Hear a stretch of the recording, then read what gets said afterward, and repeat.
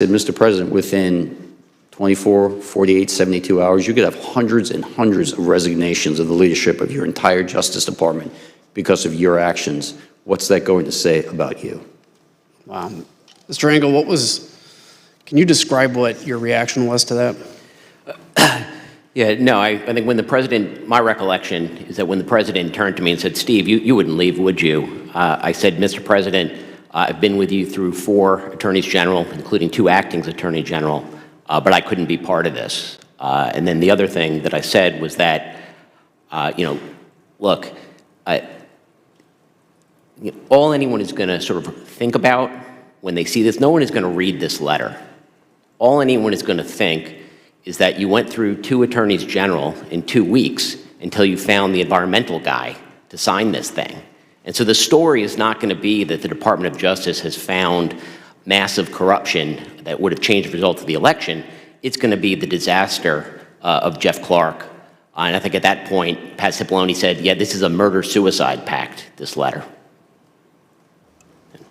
And yeah. I would note, too, Congressman, that it was in this part of the conversation where Steve pointed out that Jeff Clark would be left leading a graveyard, and that comment clearly had an impact on the president. The leadership will be gone. Jeff Clark will be left leading a graveyard.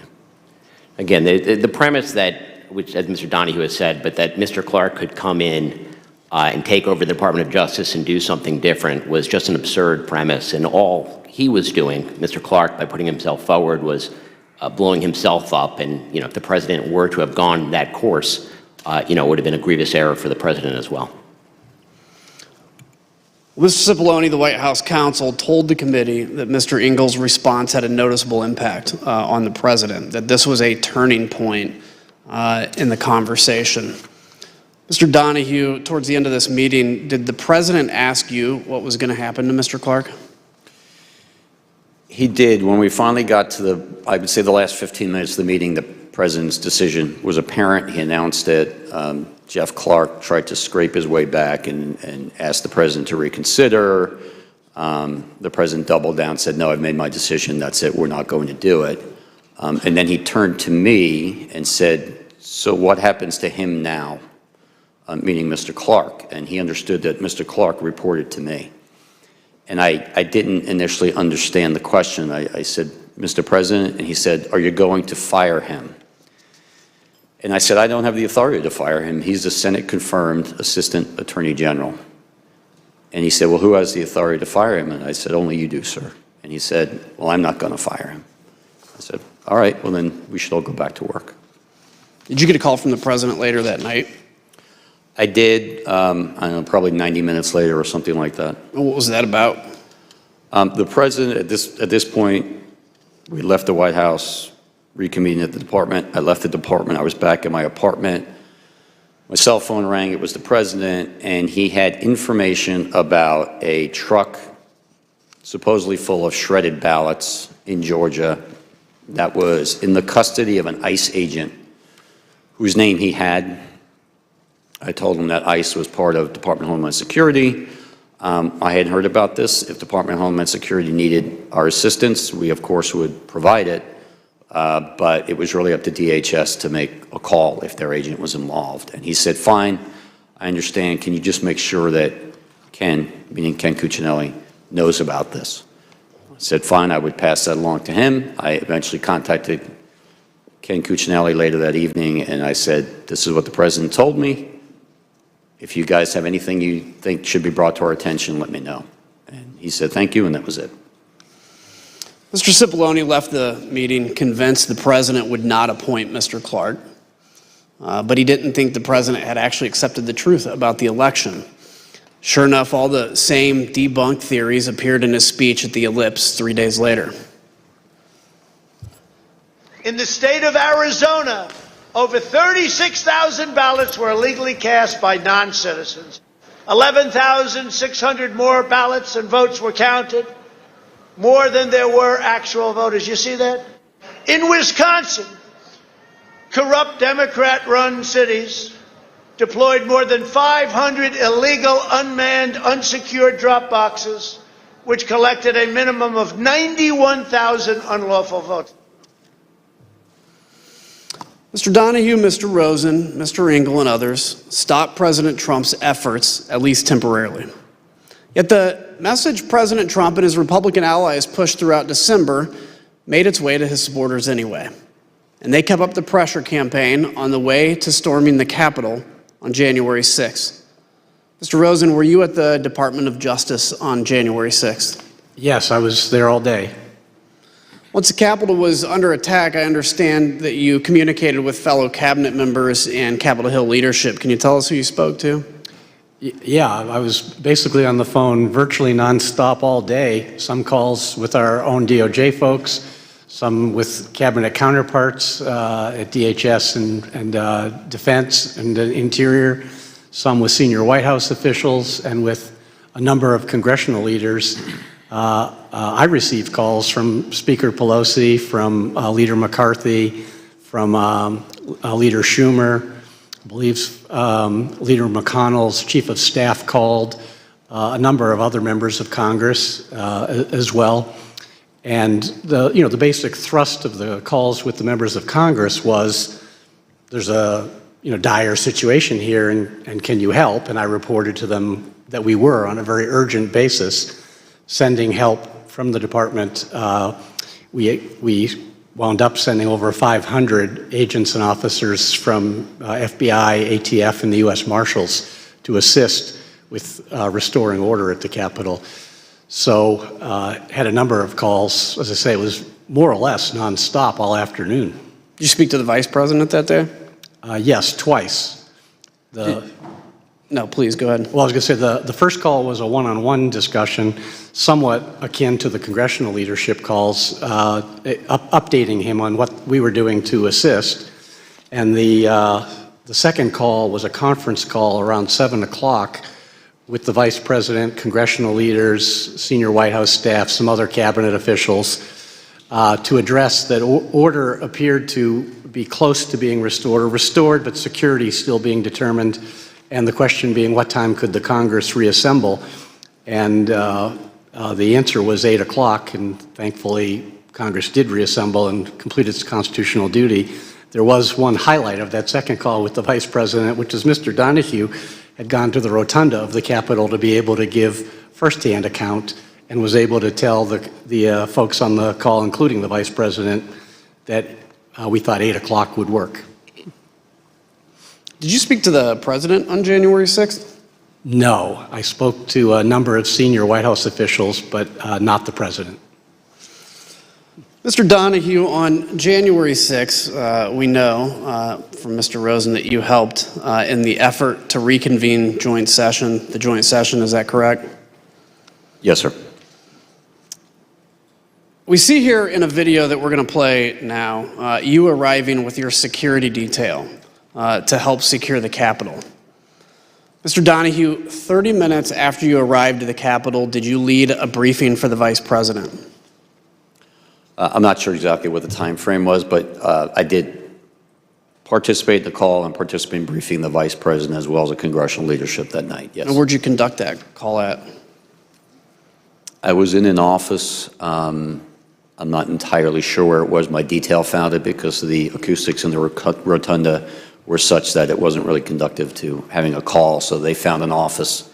We went to that office, and I believe I participated in 2 phone calls, one at 1800 and one at 1900 that night from that office.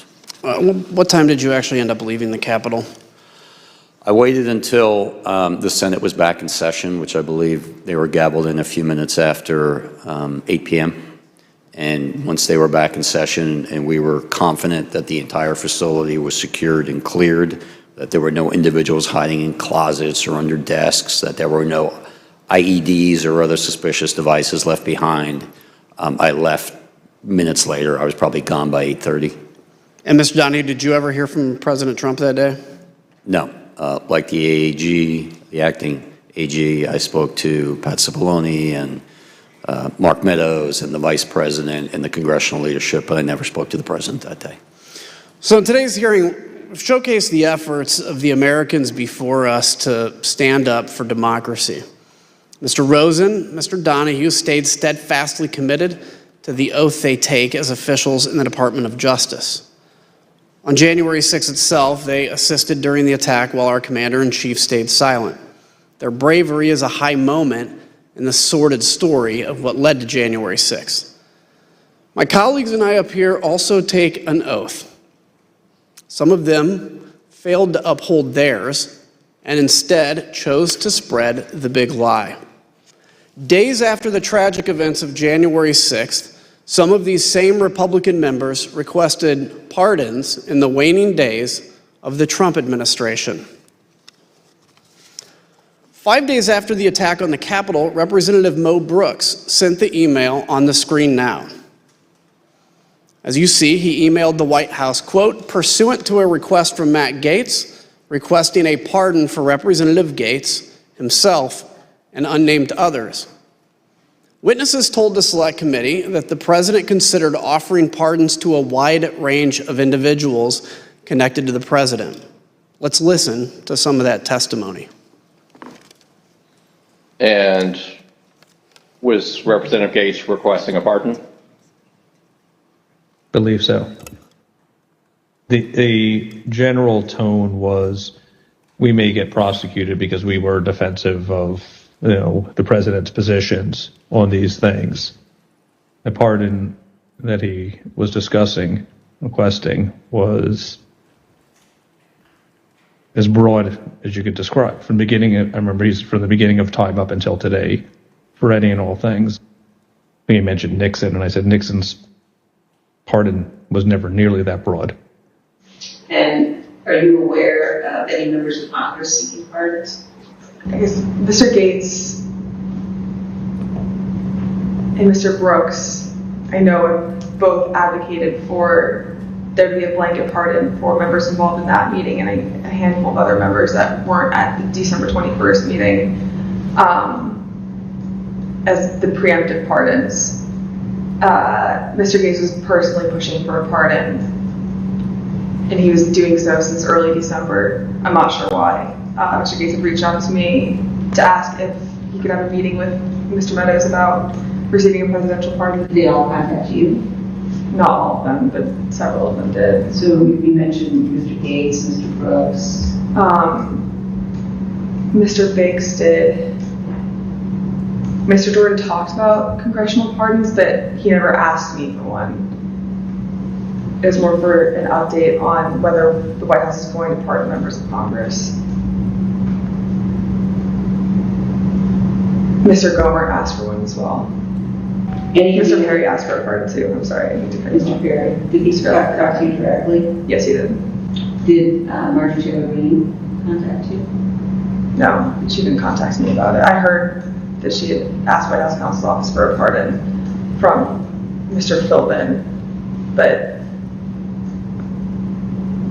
I didn't frequently communicate with Ms. Greene. Are you aware of any conversations or communications regarding the possibility of giving Congressman Matt Gaetz a pardon? I know he had asked for it, but I don't know if he ever received one or what happened with it. How do you know that Congressman Gaetz asked for a pardon? He told me. Tell us about that. He told me he'd asked Meadows for a pardon. Were you involved in or did you witness any conversations about the possibility of a blanket pardon for everyone involved in January 6th? I had heard that mentioned, yeah. Do you know whether the president had any conversations about potentially pardoning any family members? I know he had hinted at a blanket pardon for the January 6th thing for anybody, but I think he had for all the staff and everyone involved, not with January 6th, but just before he left office, I know he had talked about that. The only reason I know to ask for a pardon is because you think you've committed a crime. Thank you, Mr. Chairman. I yield back. I want to thank our witnesses for joining us today. The members of the Select Committee may have additional questions for today's witnesses, and we ask that you respond expeditiously in writing to these questions. Without objection, members will be permitted 10 business days to submit statements for the record. including opening remarks and additional questions for the witnesses. Without objection, the chair recognizes the gentleman from Illinois for a closing statement. Thank you, Mr. Chairman. The Justice Department lawyers are not the president's personal lawyers. We count on them to be on the side of the law and to defend the best interest of the United States, not the best interest of any political campaign. That's how it's been since the department was founded soon after the Civil War. Justice Department lawyers are supposed to play it 100% straight. President Trump tried to erase his loss at the ballot box by parachuting an unqualified man into the top job at Justice. It was a power play to win at all costs with no regard for the will of the American people. It was about ignoring millions of votes. Ignore them, throw them out, label them fraudulent, corrupt, illegal, whatever. Facts were clearly just an inconvenience. From the Oval Office, President Trump urged others to bring his big lie to life. He begged, just say the election was corrupt and leave the rest to me and the Republican congressman. He didn't care what the department's investigations proved. What good were facts when they would only confirm his loss? And it's no surprise that all the far-out, fully fabricated, whack job conspiracy theories collapsed under even the slightest scrutiny. That insanity went from the internet to the highest levels of government in no time. The bottom line, the most senior leadership of the Justice Department, from Attorney General Bill Barr to Jeff Rosen, his successor and his deputy Rich Donahue, everyone except Jeff Clark, was telling President Trump the very same thing. The conspiracy theories were false. The allegation of a stolen election was a lie. The data left no room for doubt, nothing to question. And the Constitution left no room for President Trump to change the outcome of the election. But we're here today because the facts were irrelevant to President Trump. It was about protecting his very real power and very fragile ego, even if it required recklessly undermining our entire electoral system by wildly casting baseless doubt upon it. In short, he was willing to sacrifice our republic to prolong his presidency. I can imagine no more dishonorable act by a president. We owe a great debt of gratitude to these men you've heard from here today. Real leaders who stood for justice when it was in grave peril, who put their country first when the leader of the free world demanded otherwise. They threatened to resign rather than corrupt our democracy. And thanks largely to each of them, President Trump's coup failed. Contrast that to Jeff Clark, who would do exactly what the president wanted. Say there was massive fraud, forget the facts, and leave the rest to President Trump's congressional friends. Mr. Clark refused to cooperate with this committee. He pled the fifth over 125 times. Why risk self-incrimination? And President Trump's congressional friends, some of them are angling for pardons. They knew that every bit of what they did was a lie and it was wrong. That's all the more reason to respect those who came here to testify today. We thank them for their unflinching service in the face of incredible pressure.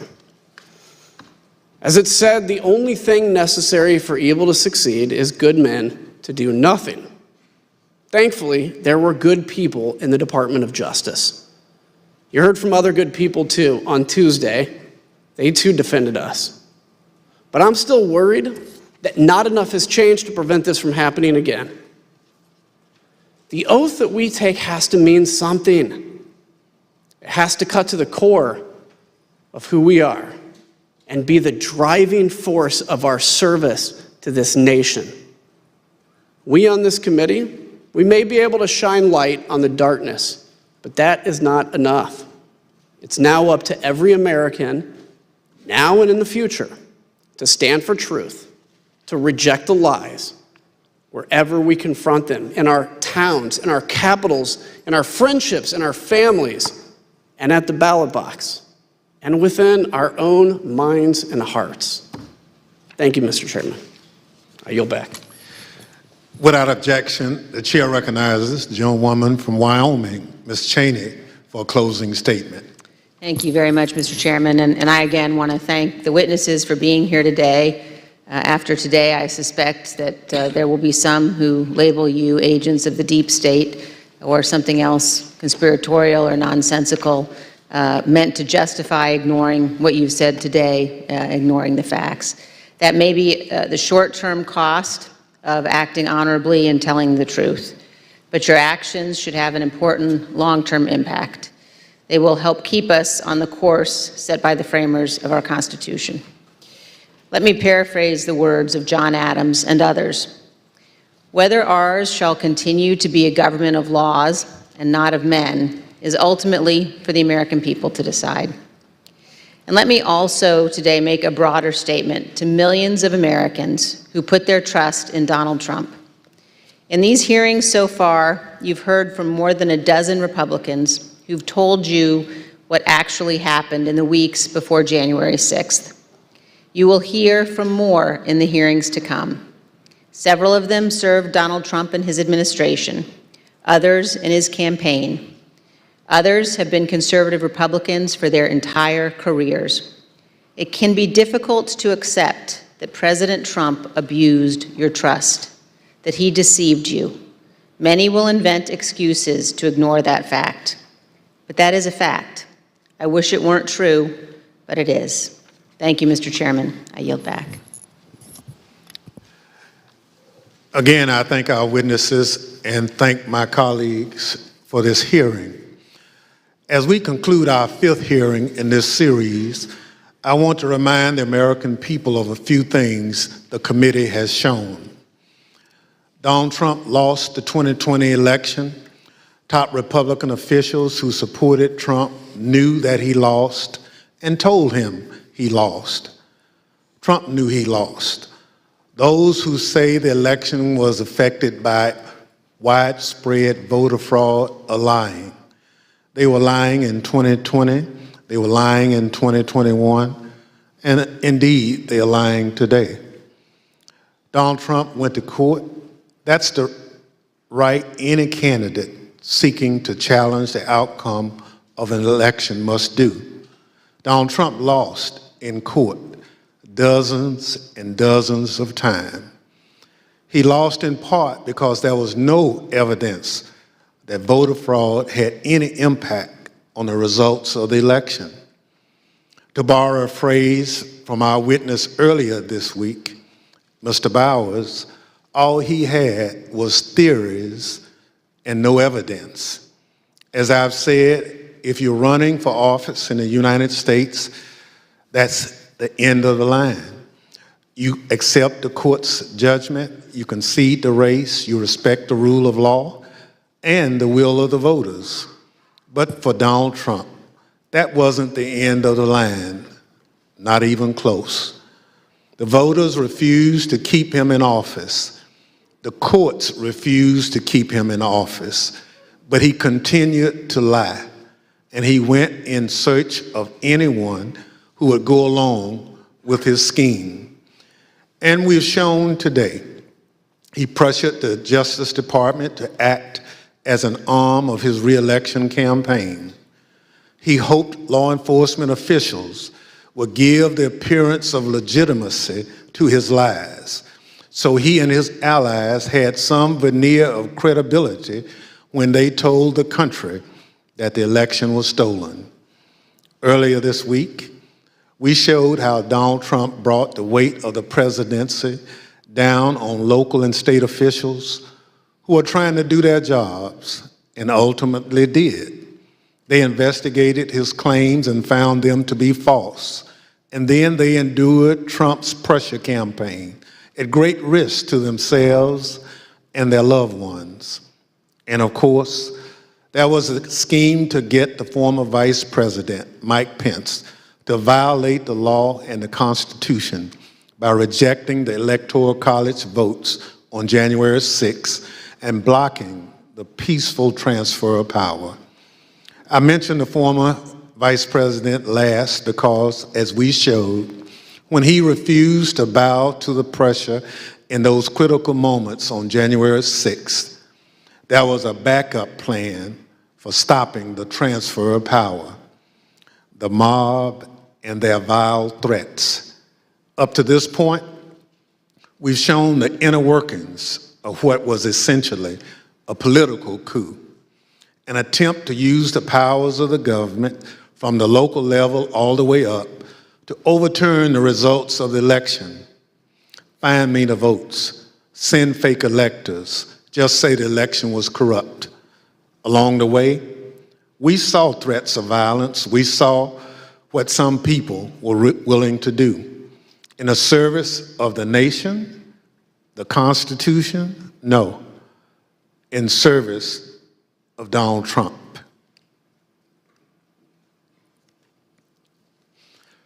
When the Select Committee continues this series of hearings, we're going to show how Donald Trump tapped into the threat of violence, how he summoned the mob to Washington, and how, after corruption and political pressure failed to keep Donald Trump in office, violence became the last option.